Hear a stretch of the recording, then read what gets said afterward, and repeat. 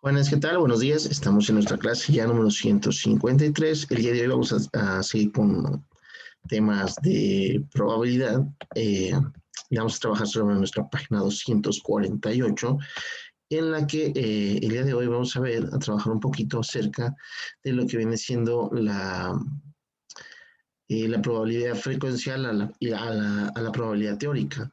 Sabemos que la frecuencia, bueno, sería cuando realizamos el experimento, y la teórica vendría siendo qué pasaría, ¿no? ¿Cuál es su probabilidad? Que existen, existe, bueno, lo que se supone que debería de pasar y lo que realmente pasa, ¿no? Si hacemos el experimento. Por aquí dice que vamos a realizar una actividad de entre 5 integrantes. Sé que a lo mejor no se puede hacer entre 5 integrantes, pero pueden apoyarnos familiares en nuestras casas para hacerlo. Lo importante es que dice que cada uno va a tomar una moneda y la va a lanzar 10 veces al aire y va a registrar cuántos soles y cuántas águilas caen en sus lanzamientos, y con esa información completa la siguiente tabla. Vamos a registrar cuántos soles y cuántas águilas, y en cada uno de los participantes vamos a poner los porcentajes de acuerdo a los 50 lanzamientos. Como sabemos, no podemos hacerlo, si no lo podemos hacer en equipo de 5 personas. Lo que sí podemos hacer es, con familiares, ¿no? Con tener un familiar, o tal vez yo lanzar, como que si yo lanzara, yo lanzar las 50 monedas, eh, y anotar los resultados. Por ejemplo, decir en primeros 10, segundos 10, en terceros 10. Pero tiene que ser de 10 en 10. Cada quien tiene que hacer 10 lanzamientos. Por eso tenemos 5 espacios aquí, en los que cada quien va a hacer 10 lanzamientos. Y vamos a de esos 10 lanzamientos, cuántos han caído águila, cuántos han caído sol. ¿Sí? Y aquí en la fracción voy a poner, por ejemplo, eh, supongamos que en mi primer intento, eh, por ejemplo, voy a poner aquí que Jorge, el nombre del integrante. En mi primer intento, por ejemplo, yo hice 10 lanzamientos, porque se supone que son 10 lanzamientos por cada quien. Digamos que en el primero cayeron 4 águilas y 5 soles. ¿Sale? Entonces, ¿qué fracción debería ir aquí? Pues aquí debería ir una fracción que viene siendo 4 4 entre 50. ¿Por qué entre 50? Porque vamos a hacer el total. eh,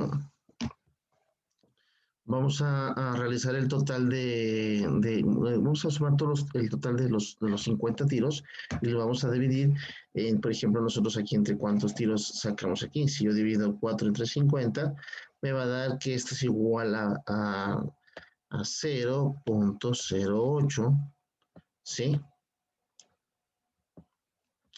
Y por ejemplo, aquí que lo he hecho mal, por cierto, algo que está mal aquí. ¿Por qué? Porque si yo, cayeron 4 en águila, se supone que debieron haber caído 6 en sol, ¿no? Entonces, aquí es 0.08, y aquí sería en decimal. Bueno, y aquí en porcentaje, pues obviamente tengo que recorrer el punto de lugares, tendríamos lo voy a multiplicar por 100. Creo que esto está mal. Mm, mm, mm, mm. A ver, me da un número. Bueno, ahorita vamos a ver. Pero bueno, que yo multiplico este por 100 y me debería dar el 8%. Sí. No me suena el número, no me sonaba el número, pero sí. Porque son 50 tiros. No me sonaba el número porque pensé que iban a ser 4%, pero estamos hablando de 50 tiros, pero esto está bien. ¿Sí? Entonces, por ejemplo, Jorge ha sacado el 8% de águilas. ¿Por qué? Porque ha sacado 4, que son 4 3 50. Eso es igual a 0.08. Y de este lado, eh, se supone que en decimal serían 6 entre 50.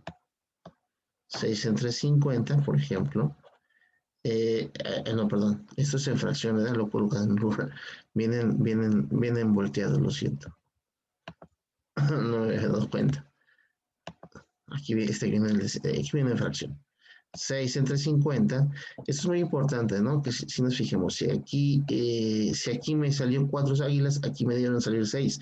¿Por qué? Porque hice 10 tiros, entonces no me puede dar menos de 10, ni más de 10, porque son 10 tiros y solamente puede caer águilas y solamente pueden caer sol. Es importante que cuando realicemos el experimento, realmente no inventemos datos. ¿Por qué? Porque los datos vamos a compararlos realmente con lo que pasó. Es importante que para que esto sea muy relevante, que sea verdad, eh, si lo realicemos el experimento realmente, ¿no? Que lancemos la moneda y ya no tenemos nuestros resultados. Por ejemplo, puede ser, como les decía, puedo hacer yo esto, puede ser mi primer tiro, o a lo mejor mis primeros 10 tiros, si lo hago yo solo, puedo poner mis datos y hacer mis segundos 10 tiros, mis terceros 10 tiros, etcétera, ¿no? Entonces, en decimal, ¿cuánto sería? Eh, 6 entre 50, pues 6 entre 50 me darían a 0.12. 0.12. Y se fijan, 0.08 y 0.12 me dan 0.2, ¿sí? Se hace que la suma de cada uno de estos me va a dar aproximadamente el 20%, no, exactamente tiene que dar el 20%, ¿sí? Cada uno de estos tiros, cada uno de estos jugadores va a aportar el 20% de los puntajes totales. ¿Por qué el 20%? Porque son cinco jugadores y 5 por 20 me debe dar el 100%, por eso al final me deben dar los 100%, ¿no? Y obviamente en décimas estamos hablando perdón, en porcentaje, lo multiplico por 100 y me da 12%, ¿sí? Y así sucesivamente. Al final de cuentas tendríamos aquí un total. Lo único que tengo que hacer es sumar todas las águilas que hice y sumar todos los sellos, ¿sí? Y después de ver qué porcentaje cayó águila y qué porcentaje cayó sellos, ¿sí? Y también los decimales, saber calcular los decimales, y todo eso también va a ir sobre 50. ¿Por qué? Porque son 50 datos, los 50 datos los que yo obtuve o los que yo recabé. Entonces tiene que ir todo sobre 50. Y una vez que tengamos nuestra tabla, esto sería lo que realmente pasó. Si sabemos que al lanzar una moneda, tengo yo el 50% de probabilidad de que caiga sol y 50% de probabilidad de que caiga águila, ¿sí?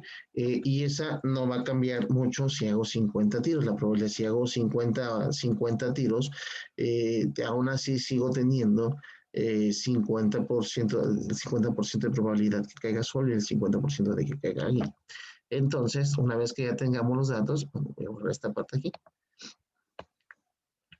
en base al total, al porcentaje total, bueno, a la suma total de tiros, si se fijan aquí nos aparecen, vamos del 0 al 40 y bueno, que nos dieron un espacio al 50, son 50 tiros. Entonces lo que vamos a hacer es cuántas veces cae. No vamos a hablar de porcentajes, porque si se fijan aquí no habla de porcentajes, pero sí voy a ponerle cuánta cantidad de, de lanzamientos que fueron águila. Por ejemplo, imaginemos que fueron 40, de los 50, 25 fueron águila y 25 sol, ¿no? Bueno, y eso sería como el 50-50, ¿no? O por ejemplo, 20 águila y 30 sol. Pero la suma de estos dos obviamente me tiene que dar 50. ¿Por qué? Porque fueron 50 lanzamientos. Entonces, también voy a marcar, eso sería lo que viene siendo mi probabilidad frecuencial, ¿no? Lo que realmente me pasó, ¿sí? Ahora, y nomás nos quedaría comprobar lo que es la teórica. Por aquí nos dice, hacen unas preguntas que dice, sin ver la gráfica de los demás equipos, ¿en qué vayan a coincidir y que van a ser diferentes las gráficas de los otros con la tuya? Digo, obviamente, pues tenemos que ver si los demás eh, realmente sacaron el 50% de águilas y 50% de soles, ¿sí? Porque pudo haber variado un poco, ¿no? Dice, lo que sí hay que hacer es, vamos a copiar nuestra gráfica, un papel grande si es posible o una hoja, Y vamos a tratar de llevar este trabajo, si lo vamos para las personas que estén en la asesoría, que realicen esta gráfica, vamos a pegar nuestras gráficas en el salón. Vamos a llevarlas y vamos a compararlas. Vamos a decir si todas son iguales, si todas las gráficas son iguales, en qué se parecen las gráficas y en qué son diferentes. Si se supone que debíamos tener, si nosotros, la cuestión es, si se supone que yo tengo el 50% de probabilidad de que salga sol y el 50% de probabilidad de que caiga águila, porque varían tanto, porque, o sea, porque algunos sacaron más águilas o porque algunos sacaron más soles y se supone que eran iguales, ¿no? Y es lo que tenemos que empezar a comparar. Y dice, cuando lanzas una moneda al aire, ¿cuál es la probabilidad de que caiga águila y de que caiga sol? Pues sabemos que es el 50%, ¿no? ¿Por qué? Porque tienes un caso favorable entre dos casos posibles. ¿Por qué? Porque uno viene siendo, si yo quiero que caiga sol, pues tengo el 50%. Si quiero que caiga el 50%, solo tengo dos resultados y solo uno de dos resultados, pues, y eso siempre va a ser el 50%. Entonces dice, elabora otra gráfica de barras en la que se indique la probabilidad de los resultados, perdón, la probabilidad en los resultados del lanzamiento de una moneda y compárela con la gráfica de cada equipo.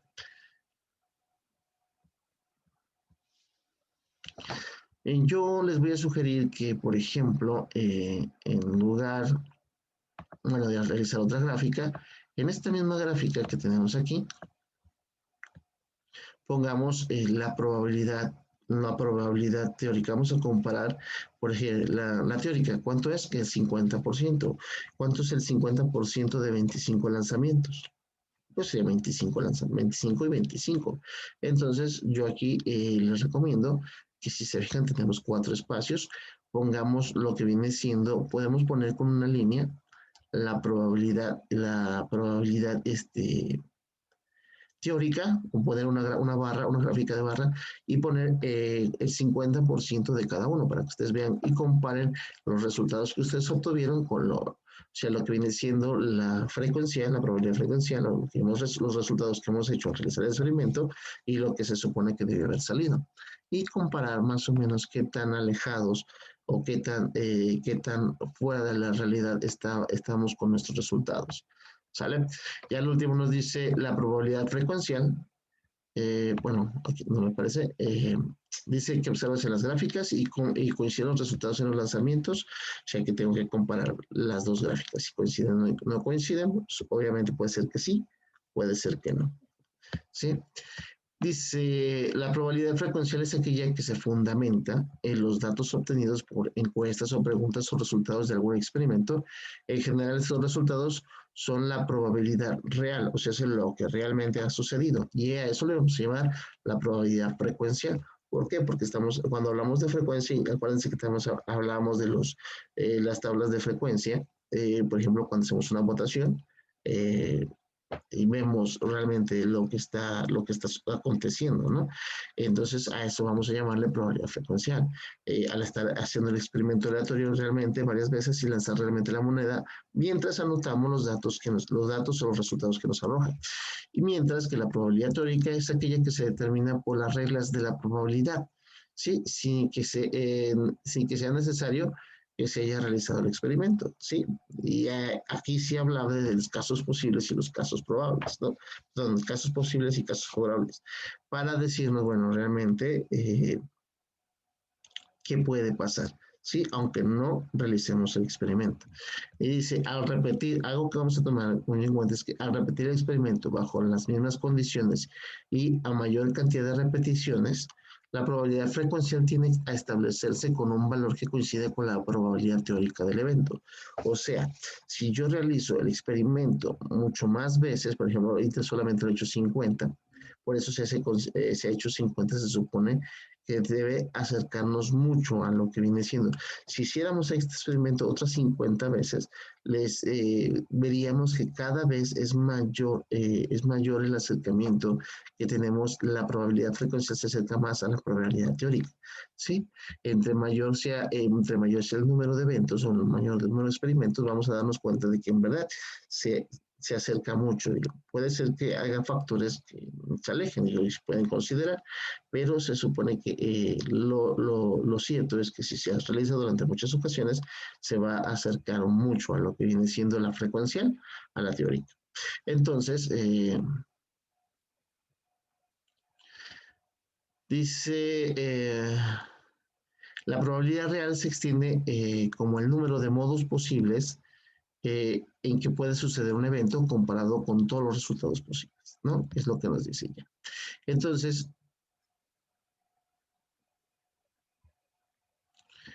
aquí, a diferencia de casos, de los casos favorables, vemos lo que realmente vamos a estar comparando. Fíjense, nos dice entre lo que está realmente sucediendo. Por eso nos dice los resultados, voy a comparar mis resultados, no mis casos favorables, a diferencia de la teórica, ¿no? Aquí están entre los mismos casos posibles, ¿no? Si se fijaban cuando vimos la fórmula, eh, aquí estábamos los posibles, ¿sí? Los casos posibles entre los casos favorables, ¿sí?